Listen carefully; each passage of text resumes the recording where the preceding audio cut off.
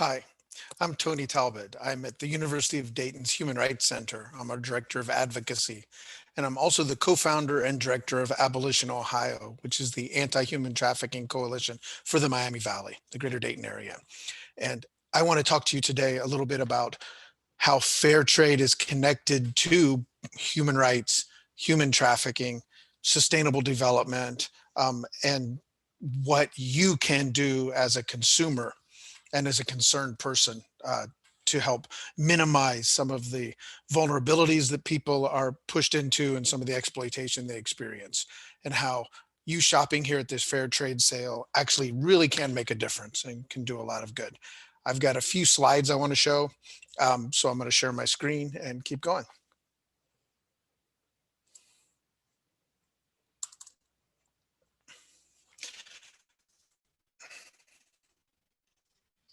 So, as I said, I'm Tony Talbott. I'm at Abolition Ohio. So here's our contact information. And I really want to talk about some things, like I said, that people don't always think about when they're shopping, but I think you should think about these when you're shopping.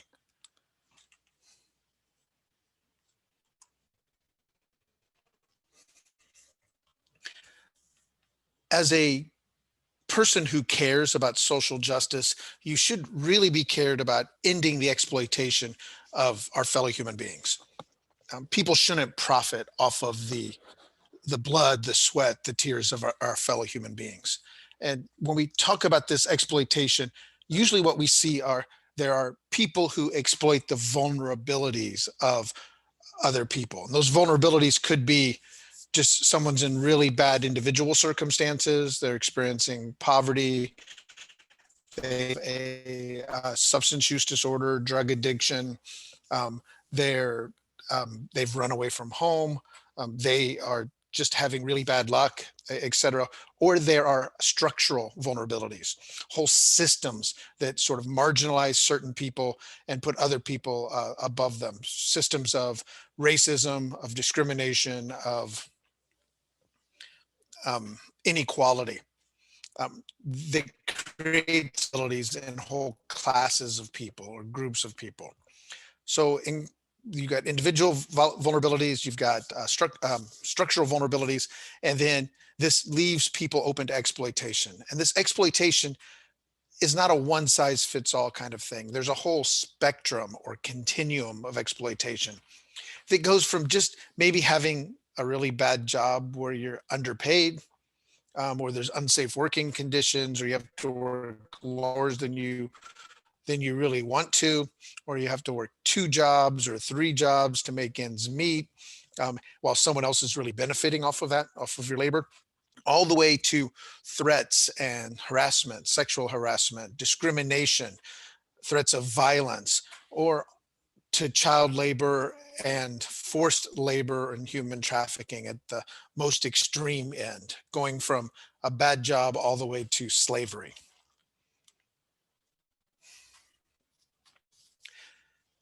This is a clear violation of human rights.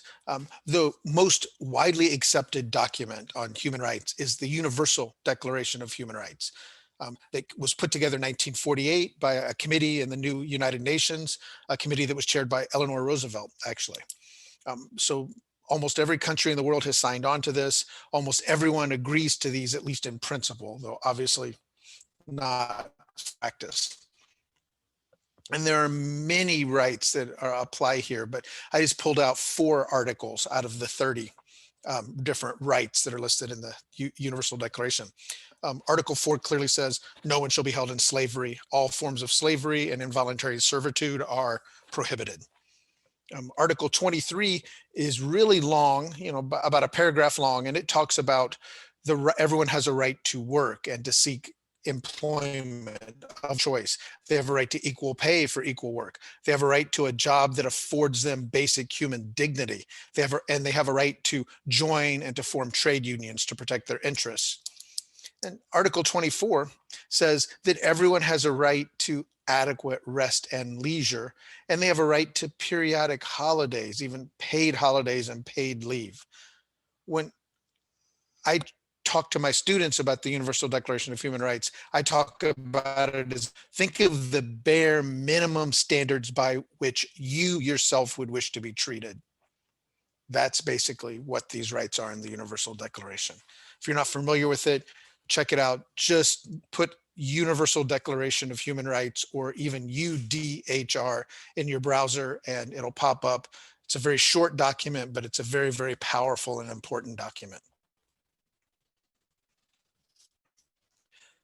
But as I said, in principle, but not all in practice. Many, many people are vulnerable and many people are being exploited. We know, our best estimates around the world, that there's over 40 million victims of human trafficking or forced labor in the world. That includes women being forced, or children being forced into marriages.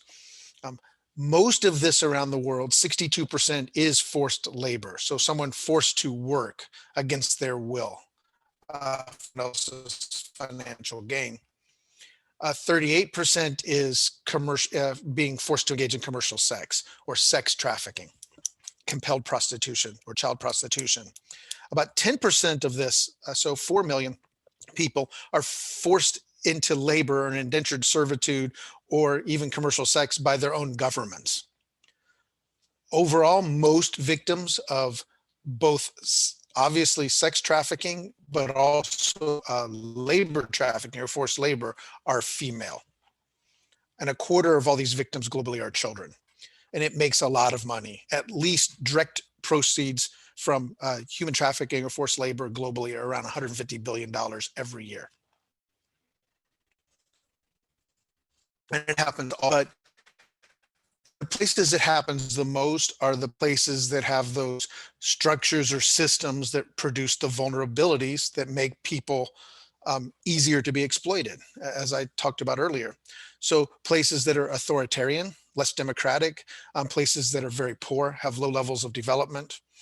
In the global South, as we like to say, sub-Saharan Africa, parts of the Middle East, North Africa, South Asia, Southeast Asia, Russia, parts of Central Asia, parts of Latin America, those have the highest prevalence of forced labor, but forced labor is present in all countries, every country in the world. And if it's a person who's being forced to work for someone else, it's, in some cases, it's not just that person, it's that person's family as well. Some debts, when people are forced into indentured servitude, get passed from generation to generation to generation. So you can never get out of this, this system of exploitation, this system of slavery. So think about the products that you buy in general. Think about how they're made, what they're made of, and where all of those different bits and pieces and parts of those products are. Where do they come from? How are they assembled? How do they get to you? And that whole cradle to grave, as they say, life cycle of a product is the supply chain. So from raw materials, this is a very simplified look at the supply chain of cotton, which is a very common commodity. I bet you everyone listening to this is wearing cotton clothing. And I bet almost all of you have no idea where that cotton actually came from. Where was it grown? Where was it sown? How was it shipped? Was it grown in Uzbekistan in Central Asia? Was it grown in Bangladesh? Was it grown in the US? Well, a lot of times you really, really don't know. It's hard to find out. So thinking about that, you have cotton seed that is planted, it's grown, it's harvested, it's spun into to thread, it's woven into cloth, it's cut and sewn into garments, it's packaged, it's shipped, it's sent to retail, it's bought and sold and eventually disposed of. Every one of those steps of that supply chain, it is possible for people to be trafficked or exploited at. So a simple product like a t-shirt could actually be exposed to human trafficking, forced labor, child labor at many, many steps along its supply chain. And this is something more aware of, and you have to really think about, and you have to do a little bit of thinking, a little bit of homework to figure out whether the products you want to buy are safe or not. But of course, if you're listening to this, you already know about fair trade, and that's a good shortcut towards getting more ethically and sustainably produced products. Looking at cotton once again, it is just completely permeated with trafficking, with child labor, and with other forms of exploitation and abuse. It's been made into one of the most complex supply chains in the world. It's grown in many, many different countries, produced in many different countries. It's then traded across borders. Big Swiss trading houses and commodity traders and others sort of bring it all together. It goes to garment factories who sew it into clothing. There's all different garment factories could produce different parts of the garment that before they're finally fully assembled. And then different brands could be putting their brand and their label in different garments made at different factories. So you could have one factory that's making clothing for a bunch of different brands, or you could have one garment from one brand that's actually being produced in a whole lot of different factories. It's very, very complex. We know globally there's over 150 million kids that have to work instead of being able to play and instead of being able to go to school. We know that most of those kids work in agriculture, and cotton farming, cotton harvesting is a big part of that. We also know from the US Department of Labor's report from this year that at least 15 countries used forced labor and 8 countries used child labor to produce cotton. The worst violator still in the world, has been for decades, unfortunately, is Uzbekistan, which is just south of Kazakhstan, north of between China, India, Iraq, Iran, that part of Central Asia. That's where Uzbekistan is. It has the largest seasonal labor mobilization in the world. 2 million workers have to drop whatever they are doing and move to the cotton planting, and then especially the cotton harvest. It's harvested primarily by hand. All cotton production and all cotton planting, all cotton proceeds is all owned by the government and controlled by the state. They empty out schools in rural areas, shut down the schools, and make all of the kids, all of the teachers, all of the staff, et cetera, go work in the cotton fields to produce cotton. In 2015, just 5 years ago, there were almost 500,000 victims of forced labor in the cotton fields in Uzbekistan alone. That's been reduced. The new government in Uzbekistan is trying to reduce this under a lot of pressure from an international boycott that's been going on for about 10 years. A lot of major brands no longer purchase Uzbeki cotton, which is fantastic. So I think the boycott is working. We're down to about a quarter or 1/5 of what we were 5 years ago. But that's still, last year, there were over 100,000 children and adults being forced to work, being enslaved in the fields of Uzbekistan to produce cotton by their own government.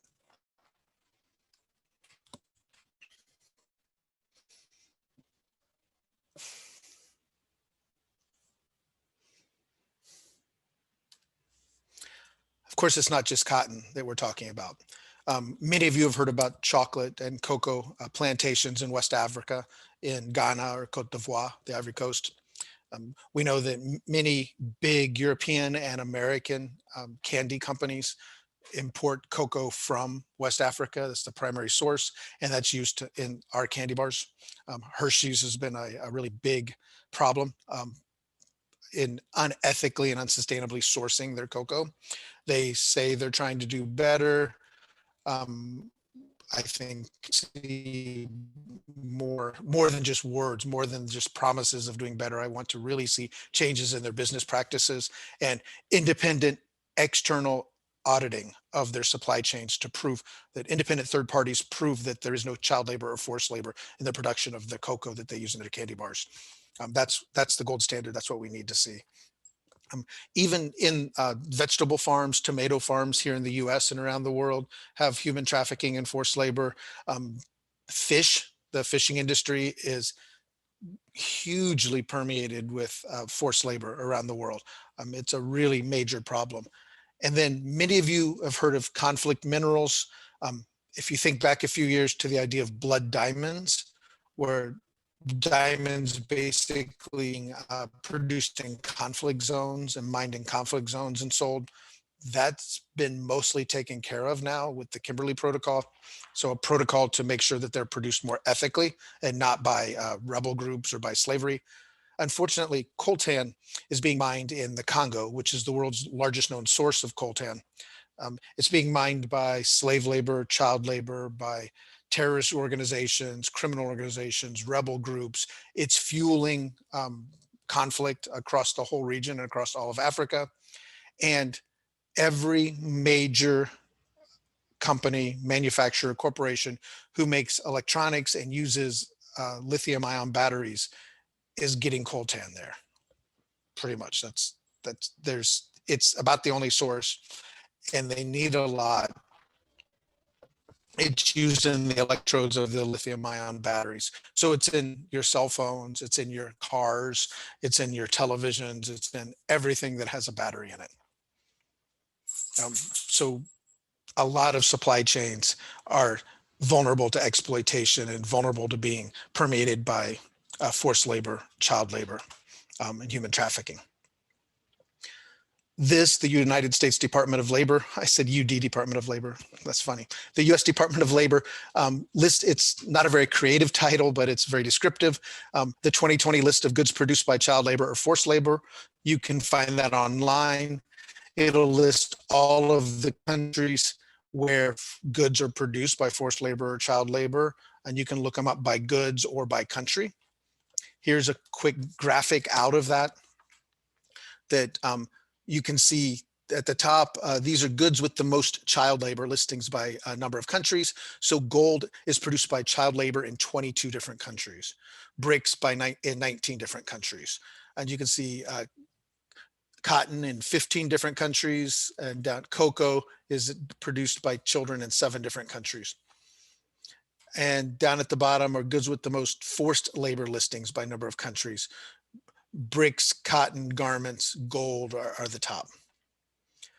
This is really eye-opening, and it gives you an idea. I mean, everything from beef and cattle and milk and dairy products to bricks to rice, across the board. You're at the fair trade sale, going to purchase some things from Serve, which is, I think, still the largest fair trade marketplace in the whole world. More power to Catholic Relief Services for that. It's great. Fair trade is basically, it's a trading partnership based on dialogue, transparency, and respect that seeks greater equity in international trade by offering better trading conditions to and securing the rights of marginalized producers and workers.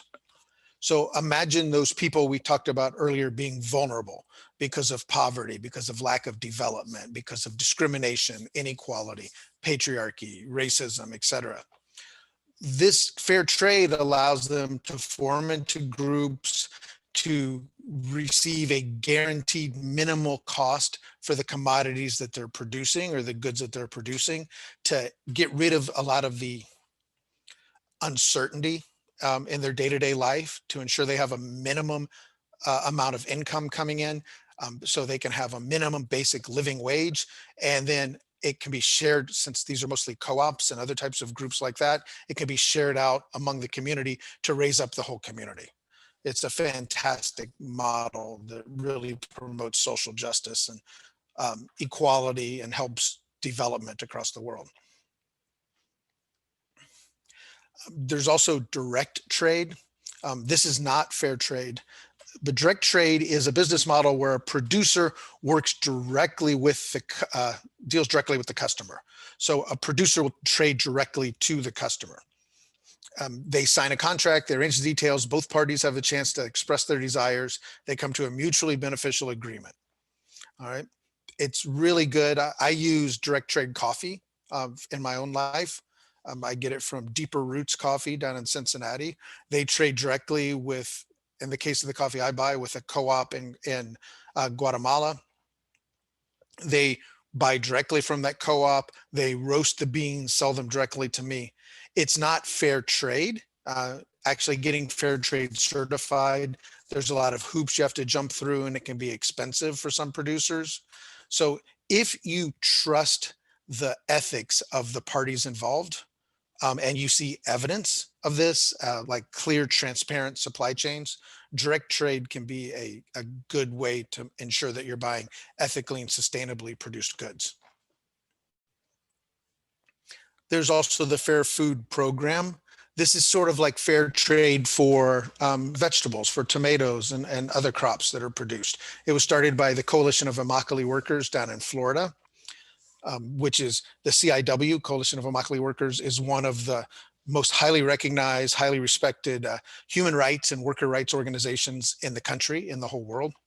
And this is basically a program where if you buy fair food produce, like fair food tomatoes, a penny a pound of those tomatoes goes directly back to a consortium of growers in the area, goes into a fund, and that fund is then used to improve the conditions of workers in the fields. So it helps migrant farm workers directly. It's a really fantastic program. Something else you can think about for the big companies, there's something called the United Nations Global Compact. This is basically a voluntary agreement that businesses of any size, and even some non-businesses, like universities or governments, like city or state governments or other advocacy organizations, can join. And there's about 10,000 companies in over 150 countries who have all signed on to this, and they agree to follow the guiding principles of the Global Compact, which basically to protect and respect human rights, labor rights, to protect the environment, and to work towards anti-corruption in wherever they're doing business. There's over 500 members in the US, and it's some huge companies: American Express, Bank of America, GM, 3M, a lot of other really big Fortune 500 companies. University of Dayton is actually a member, has been for a few years now, of the Global Compact as a non-business partner, helping to support their mission and what they want to do. And the main goal of the Global Compact is to, quote, drive business awareness and action in support of achieving the SDGs by 2030. So that's where we're going to go next. The SDGs are the United Nations Sustainable Development Goals. This is the plan, the 15-year plan from 2015 to 2030 to promote social justice, equitable, inclusive economic growth, and environmental protection, all together, sustainable development to everywhere in the world, from the wealthiest to the poorest, including, and everyone in between. It's a fantastic agenda. There's 17 main goals to this agenda. Those are the Sustainable Development Goals. You'll see SDG everywhere. It's a widely used acronym. Let's eliminate poverty. Let's eliminate hunger. Let's make sure everyone is healthy and has well-being, both physical and mental health. Make sure everyone gets a quality education. Let's promote gender equality. Make sure everyone has improved sanitation and access to clean drinking water, affordable and clean energy, decent work, no labor trafficking, no forced labor. Let's do it through industry, developing sustainable industry and innovating and improving our infrastructure, reducing inequalities inside countries and between countries. I can go on. And the environmental part comes in because we have to do this in a responsible way and take action on climate and climate change. We have to protect life below water, life on land. And then the human rights part really comes in, and the social justice part. We have to do this in a way that builds peaceful, just, and inclusive institutions. So there's three main pillars to this. There's social justice, there's inclusive economic growth, and there is environmental protection. And if you've read Laudato Si, the papal encyclical, you know the Vatican is doing the same thing as this. It's really great. It's Laudato Si calls it integral human development, or where you look at both the environmental side and the social side to come together to really support one another. You can't have economic growth if you don't take care of the planet. You can't take care of the planet if you're not taking care of the people. All right, we have to bring everybody together. We have to lift up the bottom much faster than the top, and we have to do it in such a way where it's peaceful, no one is left behind, it affects everybody, and we really think about the future generations while we're taking care of this generation. That's what sustainable development is. That's what the SDGs are trying to achieve. When I first saw this photo, I thought it was staged, but it's not. These were kids in India who were being forced to work on a construction project. Something that not a lot of people are aware of, but it's also another useful tool, is the California Transparency and Supply Chains Act. I mean, this affects most companies in the United States and most in the world, actually. Any big company that's doing business in California, basically, producing a good for the consumers, has to make a statement on their website that you can find that says what they are doing, what specific actions are they taking to eradicate slavery and human trafficking in their supply chains. If they're not doing anything, they can say, hey, we don't care, we're not doing anything. Or they can have a real detailed answer to that. You know, we do independent third-party auditing. We make sure that we've joined the Global Compact. We are working with fair trade, et cetera, et cetera, et cetera.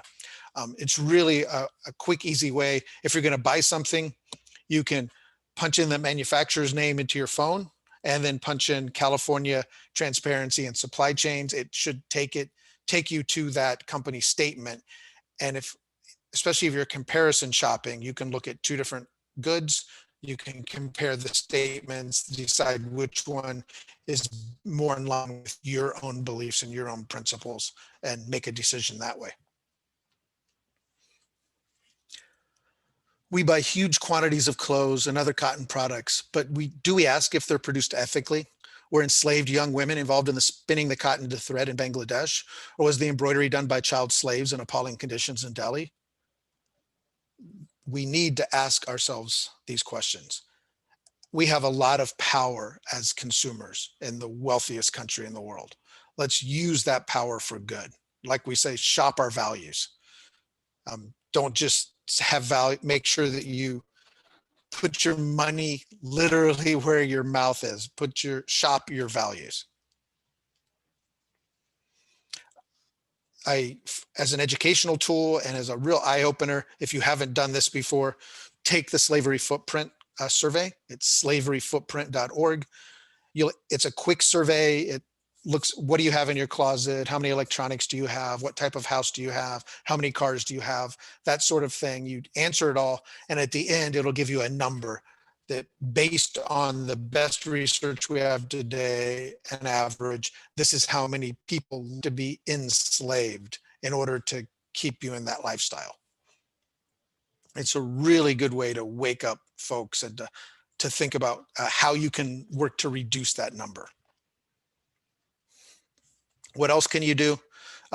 If you go to our website at the University of Dayton Human Rights Center, go.udayton.edu/HRC. You can scroll down and find our ethical shopping guide. Some of our students put it together. It's really fantastic, a really easy to use resource. Buy fair trade, buy direct trade, know where your products are coming from, be an informed consumer. Learn more about this and other topics relating to social justice and conscious consumerism, and spread the word, share it, let people know. Let companies know that you care about these issues. Say, hi, send them an email. Hi, I'm a customer. I bought this and this and this, and I'm really concerned about the sourcing of these products. Do you have fair trade? Do you have any, can you certify or ensure that there's no forced labor or child labor in producing this? Companies care about what their customers think, so be vocal about it. And you don't have to, sometimes it's more expensive to buy fair trade, these ethically and sustainably produced items. So, and that's fair. Buy used or secondhand. Go to a reputable thrift store and buy something there. So at least there was no, that way it's, reduce, reuse, recycle, and hopefully no one else was exploited in that product. It's already been done. You're saving it from a landfill. So that's good from a sustainability perspective, and no one else is being exploited to make another inexpensive good. So if you need I always tell my students, if you need a $2 or $3 t-shirt, don't run down to Walmart and buy a $3 t-shirt that you have no idea where it came from and who made it.